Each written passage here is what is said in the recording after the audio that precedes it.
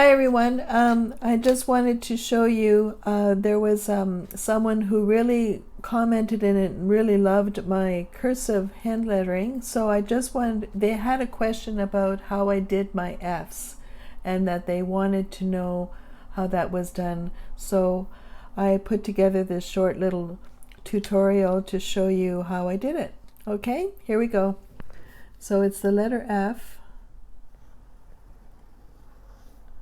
And that's how I do it. So there's like a figure 8 in here that I do. And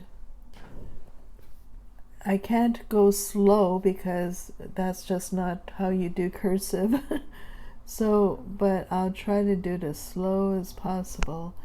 And you put weight on the downstroke and light on the upstroke. So it's all light on the upstroke and weight on your nib of on your page on the downstroke.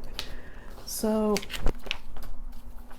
this is how it's done, and just wanted to show you. Okay, and look for my next tip and or tutorial on the next video. Okay, bye for now.